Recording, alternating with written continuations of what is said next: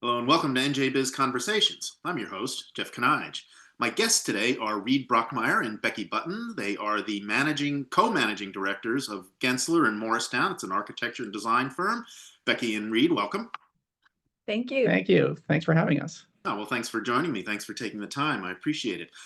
I wanted to start with just sort of your general assessment of where your industry is now, particularly because we've written a lot, NJBIZ, we've covered a lot of the changes that are sort of driving commercial real estate, architecture and design, particularly with regard to the office market, because people's way and where and how people work and how they commute has been shifting.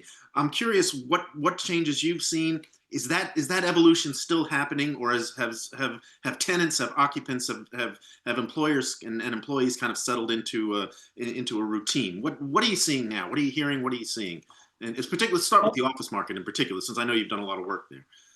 Yeah, I would say this is the year we've seen a lot more movement on the office market. And interestingly enough, it's not that much different than years ago with regard to people really want to be able to come to the office because they want to be there, not because they have to be there. Okay. We've also seen that the office is a much more important place for people to come to really collaborate. And again, that's been going on for a long time, but actually design has a lot to do with making sure that happens. I would say that the office is having a moment, a really big moment where more and more of our clients are understanding what most designers and architects have known for a long time is the place where you work, it matters. How you feel in the space matters. And so we're just seeing our clients taking a really hospitality view of what an office should be. And gone are the days of a sea of identical cubicles and everyone sits in the same kind of space all day. Because we know that people need different kinds of space to do the work they're doing. And so we're finding that office projects are a lot more interesting. There's quiet spaces, there's dark spaces, there's bright spaces, there's communal tables, there's little pods. So it's a much more varied environment to serve all the different people that need to do different kinds of work. It's exciting. Okay, I want to hear a little bit more about all of those things, but I just want to be clear because we've covered the office market was, especially in the pandemic, for obvious reasons, the office market was very soft. What I hear you saying now is that this year, in particular, that's changed, and the market for office spaces is picking up. Did I hear that right? I think so. Yeah, I would say it's picking up. There's more of a flight to quality. So movement is now starting to happen with all those that were sitting on the sideline before. So with regard to the office space, there's a lot of movement going on. And as I'm sure you've reported, there's also some of these office spaces that are they're beyond their useful life. And those are being repurposed. They're being taken down and done with something else. So things are being taken off the market. So I think there's a lot of things going on at the same time. And this year we've seen a lot more movement in that regard. Okay. Now, you mentioned some of the things that you do, the sort of design elements that you have to bring in now. What are people asking for? What are some of the amenities? I mean, we've heard all the stories about, I mean, you mentioned the different kinds of spaces, the flexibility that the people want flexibility to come and go as they please. What are some of the most common things that you're asked for these days? Well, food is definitely a big thing, Okay. which hasn't changed over time. And then that's kind of where it goes to the location of the office, where sometimes like the downtown becomes an amenity for that space. And if you have all sorts of coffee shops and different kinds of restaurants that that your staff can go to, that's a really attractive thing. But within the office, it's definitely I think we're seeing things like mother's rooms haven't gone away, or any of those kinds of spaces, quiet places, prayer rooms that you can go to be by yourself for a minute to decompress. I think there's more of a intentionality around addressing people's mental well-being in the office that we're seeing that we hadn't seen before. The individual pods for people to do phone calls, those are extremely popular. Things related to pets we see in some of our clients too, where they have, they encourage bringing pets to work, some of our clients. And so areas where the pets can be and they can be with them, that's also an interesting one. But in general, there's so much more of an emphasis on amenities, as Becky was saying. In suburban downtowns like we are in Morristown, the town itself is an amenity. If you're out in the suburban office parks, those are being highly successful when they are really amenitized. It's purposeful, it's built, and people come. Those are very successful. So amenities is absolutely a big player now, more than it's ever has been.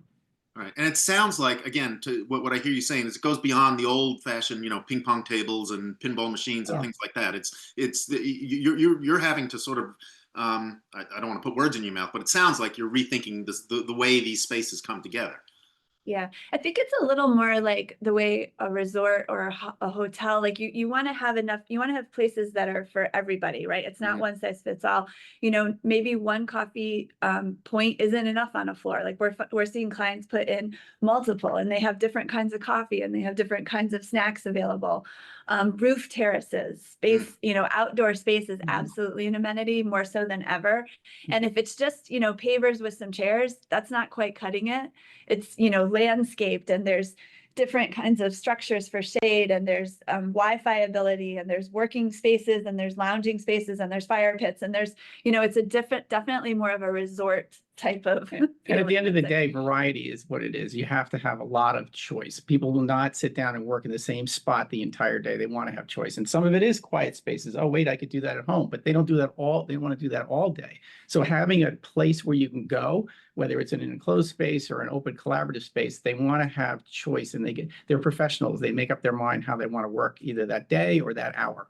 Right. And you're seeing this. I want to talk about Morristown in a minute, but just for a second, the sort of traditional suburban office park. I mean, for example, our office in Somerset, it's a big blue rectangular or trapezoidal building that sits in the middle of a parking lot. The outdoor space is the parking lot. I mean, that's all we have there. Yeah. And I keep hearing that word, resort. That's the model that a lot of these suburban spaces are using, and that involves a much more elaborate outdoor spaces. Yes, I mean, and a lot more movement, a lot more mobility around the complex. Yeah, it's almost like whenever you arrive at a suburban location like you're talking about, it's your arrival right when you come into the complex, whether it's a parking lot or not, your sequence from when the vehicle arrives, that has to be curated all the way to the front door. And a lot of times, you're right, a lot of times that's not really been paid attention to, but it's incredibly important. It's like the real estate term, curb appeal. It's all about how you feel and the experience you have from right when you enter the site. And I think the developers out there who are thinking that way are finding a lot more success in getting their space rented out. And, that's kind of evident with the kind of what the investments they're making in their campuses.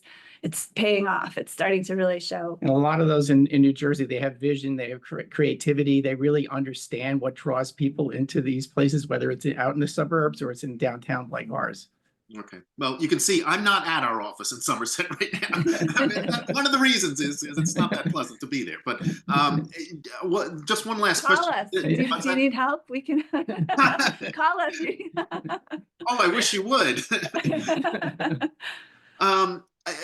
Just one more question on this issue. Are owners, employers coming to you and specifically saying, I need to lure people back into the office and I want that. I need the kinds of things that will, as you say, to make people want to come to the office. Yeah. That's still what they're. But I think it's bigger than just wanting them to come to the office. It's how do they get people to feel engaged in their work? Because, many of our clients are doing life-changing work. We do a lot of work with clients in pharma and sciences, and it's not just about getting them to show up, but it's getting them to show up and bring their best self and be able to really move the needle in whatever business that they're in. And that's the most exciting part, because it's not just about attendance. It's about, the outcomes that happen from being together. Okay. Well, it's interesting. I can see that you're more interested in this. I can hear it in your voices, how the subject kind of animates you.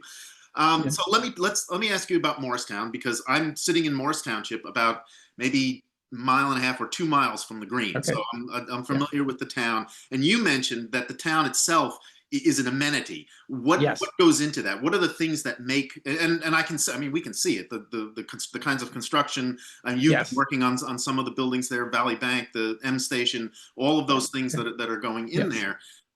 What is it about Morristown? What are the sort of critical amenities that make the town itself an amenity? I think it's interesting when you go into a downtown's always evolving and changing, and it morphs and changes over time. Whether there was a lot of residential in Morristown, and now there's a lot more office, and the office itself animates the daytime activity that really hadn't been there before. There's a lot of things about nighttime activity, but it's about what we said before about having choice. It's not necessarily just choice in the workplace. It's also choice on where you go for lunch, where you go after work, how you engage in the community itself. So we've seen that has really animated the town. I mean, I'm just driving into work this morning and I see a bunch of people going down to M Station with backpacks on, and they all look like they're in their 20s or 30s, at least to me anyway. But it's actually creating the energy of what a downtown wants to be, and everybody feeds off of that energy. And I think too, the nice thing about Morristown is that a lot of the gathering space is actually very public, and it's right, you know, you can see it from the sidewalk. So it's not all hidden behind closed doors.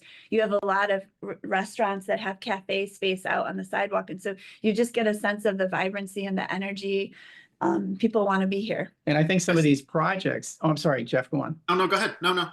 I think some of these projects also, when you're doing these projects, it's really important to give back to the community because it's also treated as a public space. You look at M Station, the buildings were set back 50 feet for a purpose. There's an esplanade, there's a public walkway that people can engage in. There's trees, there's light, there's air, and there's plazas that people can pause at. Not necessarily the people that are actually working in those buildings. It's not solely for them. It's also for the town. So that's a really important consideration when you're doing work in a downtown like Morristown. And you can see that the street life in Morristown, as you say, it expands. It's not just at nighttime with the bars and the restaurants and things like that. I know from trying to get through Morristown at lunch hour that it's a pretty busy place. Yeah, and it's a good formula for downtown, and a lot of folks are noticing it. It's almost the best kept secret for a while there that people didn't realize, wait a minute, this is important. This is important for the knowledge worker, that they really want to be part of the community, not just to go into an office building. So it's been a great thing to see in the last few years, and we've been very fortunate. We've been part of all of these projects. Mm-hmm. And Morristown also does have a train station right downtown. Our transit, and before the pandemic, transit-oriented development was the sort of the thing that everybody wanted. Is that still relevant these days? I mean, is the fact that there is the train station in Morristown right downtown, you know, it's walking distance to all of the places that we've been talking about. How important is that to getting folks to come to the city, to the town? I think the type of people you get to come here, and you've probably seen the folks that have come here, like the Santa Fe and Deloitte and Valley Bank. They really want that connection. They want that train connection because they know it's not just about their office, it's about other offices in the region and New York City. So it is an important piece as far as the success of this town, but there's many others in New Jersey that are really ripe for something like this also.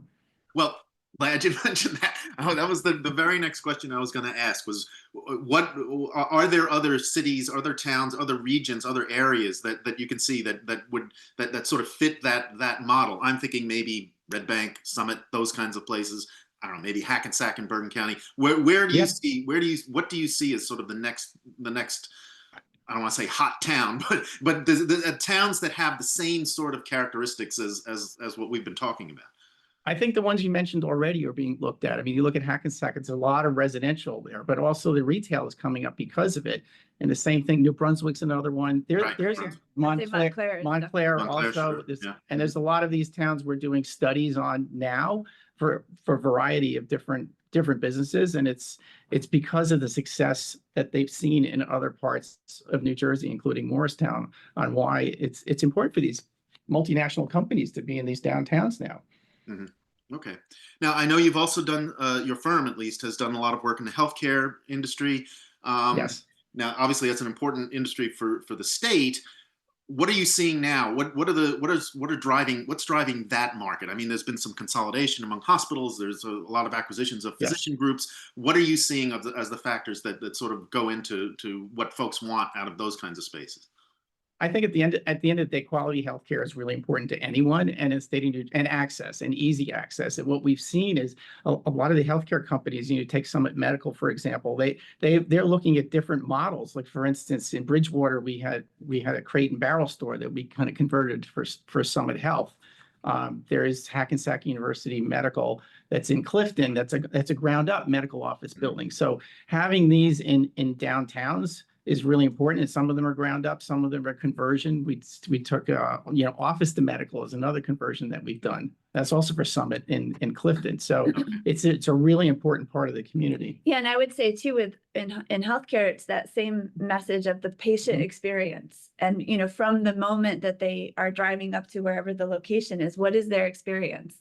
And so that's a big piece of the puzzle that we're that we're working on. And we tend to bring, you know, different kinds of practice areas together to look at that. So we have hospitality focused designers that might be weighing in on how, you know, how the patient is going to experience coming to that facility. And that's a really exciting kind of, you know, collaboration that we're doing more of. Okay. And you mentioned conversions, and my understanding is that particularly with the medical spaces, that you especially with a lot of old, for example, unused retail spaces around. Is that still a major factor in what you're doing, what you're seeing? Yeah, conversions in general, and everybody's talking about office to residential, but there's conversions going on everywhere, and it's a great trend, and a lot of the communities are embracing it and having incentives for it. So we've done office to residential, office to medical, you Office to hotel. office to hotel. We've done a number of projects like that. So there's really a second life that's going on. Fairly new to New Jersey is the office to residential. We're doing a lot of studies right now. There's been a lot going on in New York City, as you may have read, but I think it's starting to come out here. And as you know, once the numbers work for a lot of the developers, it's an absolutely viable thing to do with some of these older assets, depending on the floor plate size and if it's ideal for and more sustainable than, you know, Yes. tearing it completely down and rebuilding from scratch. So if we can try to preserve some element of it, that's usually what we want to try to do.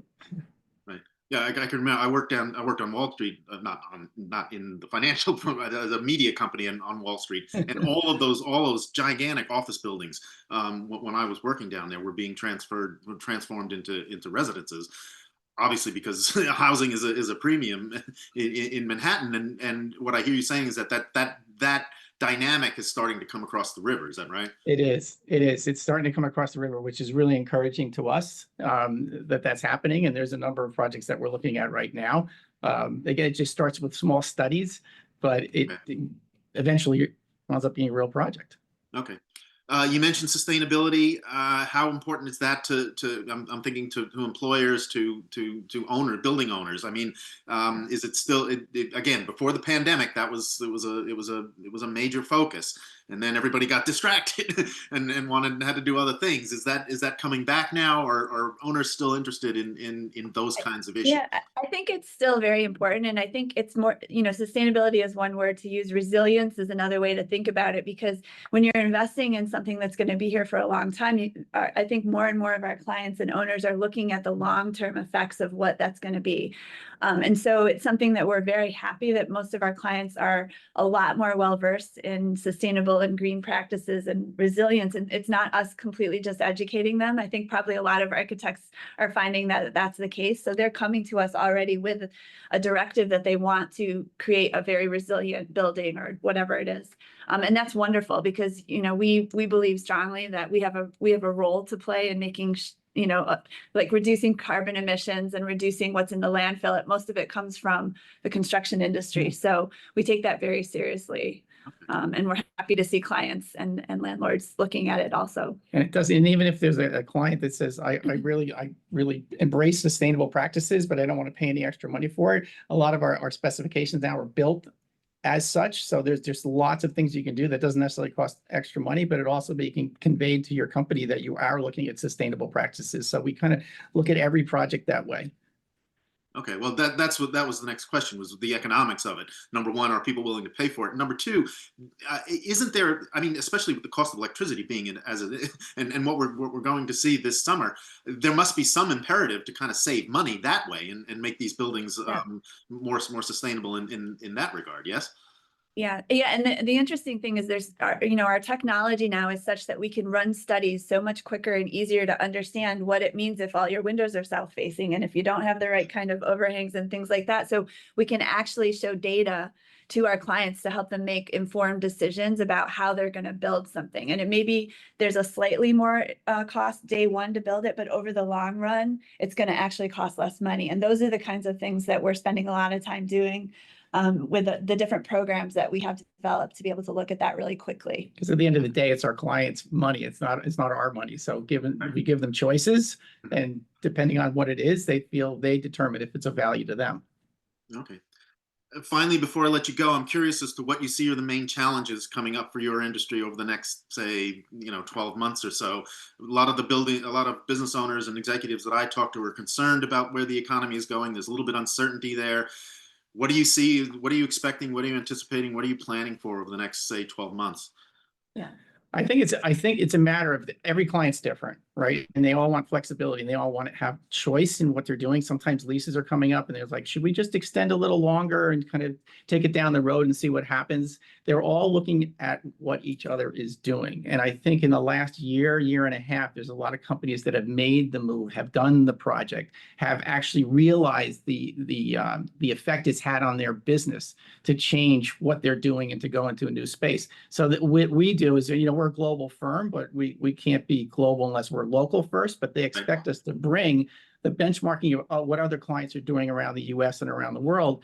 And then they make their own decision. Do we really want to do that now? Do we want to have the same amount of space or less space? So we kind of helped them through that. I think that's the biggest challenge on some of our clients. They're not really sure if they want to do it right now, but we're seeing more and more clients are like, okay, now this is the time. We can't really wait on the sidelines. Or they're realizing it's never going to be calm. Right. We don't know. It's very chaotic right now. And we haven't actually seen anything stop necessarily as of today, as of May. What is it? May 20? Yes. May 29th, yes. But who knows, right? But so I think that one of the things that we've definitely gotten more adept at is the fluidity of decision making and just like what happens and going with the flow. And we may have already issued CDs and now some new information comes out and they want to change something. And so I think that's one thing that's been very interesting. And the firms and the teams that can be flexible and nimble are going to come out on top. And they want flexibility. Like, we don't really know what we're going to be like in 5 years. In the old days, it's like, we know exactly what our plan is 5 years from now. We're going to have this kind of growth.